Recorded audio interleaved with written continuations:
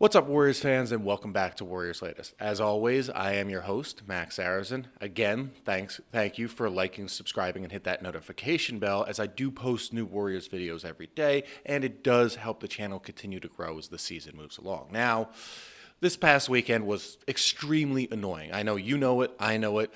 The Warriors split those games against the Suns Thursday over in Phoenix, and then at home over here in San Francisco. And these are games we expect the Warriors to win, yet they still didn't get the job done. And it was extremely frustrating because, you know what, they had the game against the Suns, and yet they blew it again. And they were able to take care of business against the Suns at home, but it still was a close game. The Suns have always been a team that the Warriors have had their number for at least the last 10 years. So these games, they should have been controllable wins, yet they weren't. And I get it. The Suns are in transition. Not everybody's healthy. Devin Booker did really well. Steph did really well. But the guys need to step up. And it's really frustrating to see. Yes, we do not have that big to really compete. Yes, Quentin Post did all right. And I'm like, okay, you're doing all right. But it's unacceptable, especially when it's a 1-point loss like on Thursday. That gets you even more underwater. Now, looking at this box score, I'm looking at it. Yes, Quentin Post was out there, but I'm starting to have my doubts about him. He was out there for 27 minutes, only went 3 for 14 from the field. I mean, that's unacceptable. And the majority of 10 of his shots came from 3. So I think it's time to acknowledge that, you know what, like I said, it's time to get bigger, get stronger, get some of those easy buckets. Yes, we could shoot a lot of threes, but if it's exclusively 3, the team's literally living and dying by the 3-point shot. And I know the Warriors have won championships previously on the 3-point shot, but outside of Steph, nobody is a reliable 3-point shooter. And you look at it from just around, Jimmy is not giving you 25 a game anymore. And Draymond, we'll be lucky if he gets 10 a game. So we still need that secondary score, but we also need to start taking our shots within the 3-point line and then just start making those easy shots. It can't just be in the paint or 3-point. Take those easy mid-range jumpers that are just easy buckets, because those easy buckets, if you could consistently look at the pace these days. We get there; it's a lot faster. But if you can consistently make a shot every possession, those points will add up. Versus, quick fast break. You miss it for a 3. Get those. It's more important to make the shots regardless of where they are than to go for a higher value shot, allegedly, like the 3-point shot, and miss, or go for a bad layup that you could get blocked on. Just go for the easy shots that'll get you those buckets and then get back on defense, because that gives you that extra time to get that rest and get your defense set up so you're not constantly playing in transition. Because if you're constantly playing in transition, that's how you get worn down. And if you get worn down, that's how injuries happen. And right now, the Warriors can't suffer through any more injuries. If they suffer through another injury, this season could go south quickly. And I'm not talking about, teetering above and below 500. I'm talking straight to the lottery.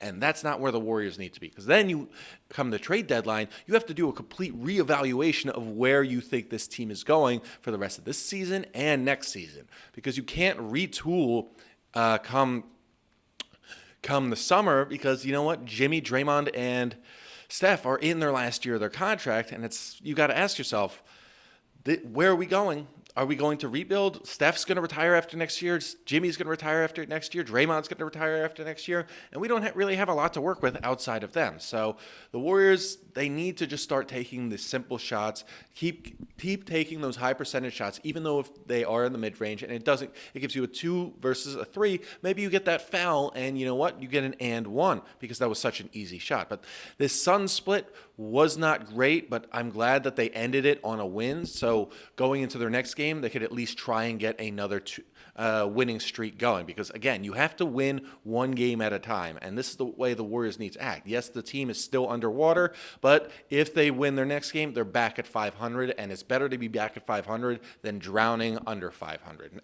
Now, the good news over the weekend was the fact that Dubs management finally acknowledge the elephant in the room. And that is the fact that they have no post presence whatsoever. Yes, they have put Quentin Post in there for a decent amount of time. He's now in the starting lineup full time, but he hasn't really proved that he can be that strong man in the middle. I mean, I had hope for him, like we had hope for Al Horford, but Draymond can't be that guy who guards those bigger centers at a 35 years old. That's just no longer going to work. And finally, Dubs management acknowledged, all right, we have the issue. You know what's wrong. They're looking at different players like Robert Williams, Derek Lively, or not Derek Lively. Turns out I had the Mandela effect. Derek Lively's the one out for the year, not Daniel Gafford. So they're looking at Daniel Gafford and several other players. I still believe they need to go after Ivan Zubac because he is that guy. He's a 7-foot center. He's averaging a double-double, not giving you 20 points per game, but he's still giving you those 3.5 offensive rebounds per game, which, you know what, that turns into 3 extra possessions per game, and sometimes a 50% chance of getting a 4th possession on offense. So that is essential, and I think, you know what, if you have to give up a little more to bring him in, you know what, that's okay. If it requires a first-round pick this year, along with, say, Pods and Moses Moody and, say, maybe, what's his name, Trace Jackson Davis, and a first, fine, give it to him. I don't care what it takes, give it to him. I like Robert Williams, don't get me wrong, but he is injury prone and he's still a smaller center. I believe he's like 6'10". Daniel Gafford's the same way. He's young, great, has some injury history, but he's still a smaller center. With Ivan Zubac, we get a solidified 7-footer. Yeah, he can't stretch the floor, but he can grab those rebounds. And right now, that's what they need. They need points in the paint, and they need offensive and defensive rebounds because they can't have their best rebounders be like small forwards or they're shooting or point guards. That can't happen anymore because right now they're treading water, and if you're going to tread water, you're going to constantly play behind the 8 ball, and then you make a bigger trade in January where it's like, okay, we need to do something, but we can't really do anything because all we have is Kuminga's contract. But if you trade for a guy like Ivan Zubac, you can work with it. But I do like the idea of bringing in Robert Williams too, not because he's like a strong center, but because of his contract situation. He is on an expiring deal, and I do like where that can go.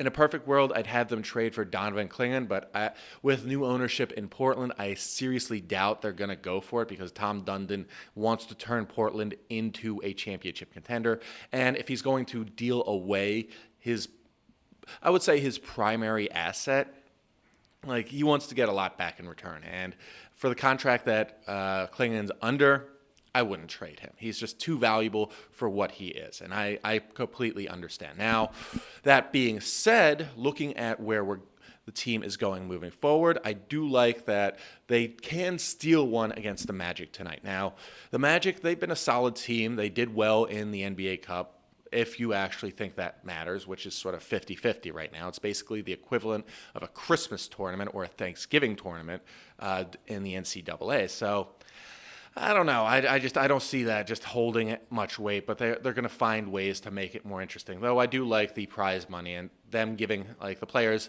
honorably giving it away to the staff who don't get paid nearly as much as the players do. So I do like that and how the Knicks took care of their people instead of taking that game check. So I do like how it sheds a light on that and how hard the staffers work as a former staffer myself. So I do like where that went, but it's important the Warriors steal this one at home, because if they steal this one at home versus the Magic, who do have let's call it a much lengthier athletic team than the Warriors, it just goes to show, they have that spark to be extremely competitive. They just have trouble finding that consistency because of injuries, because of just lack of synergy in the lineup, the lack of a big man in the middle, and so on and so forth. But if they find a way to steal this win, I think they've got something going for them. They've won two in a row, and they go into that Christmas Day game against the Mavericks very strong. Now they could potentially go into this Christmas Day game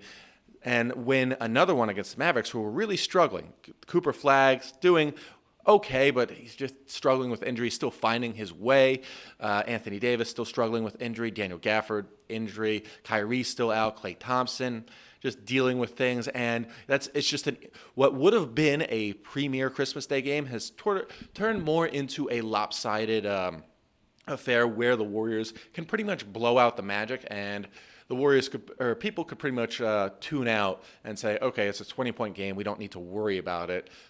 We're on a solid win streak, and we're going into, I want to say, the real part of the season where the casual fans really start to pay attention on a high note. And then, you know what? We're 16-15. All right, that's a good win.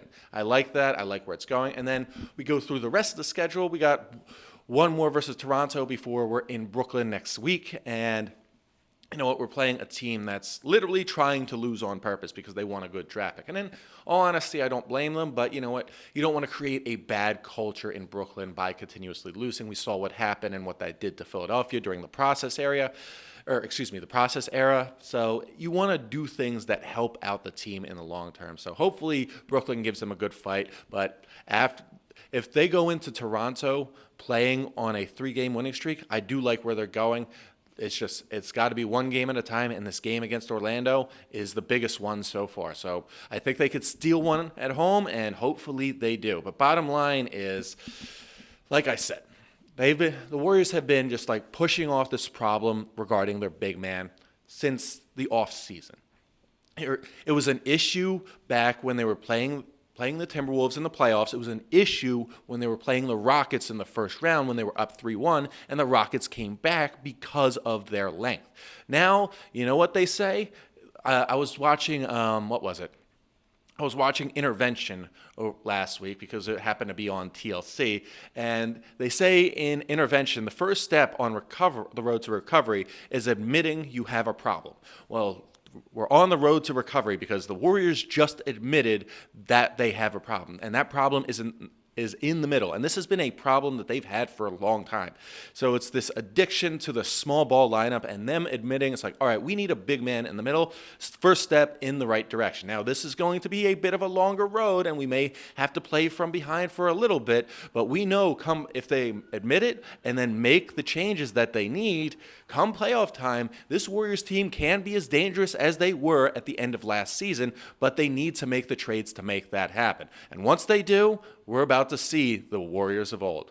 Now, that's all we have today for Warriors Latest. As always, thanks again for liking, subscribing, and hit that notification bell. And if you have any other big trade ideas outside of the scope that Mike Dunleavy and Joe Lacob and all of them have looked at, feel free to comment below, as I love hearing your ideas. And as always, go Dubs.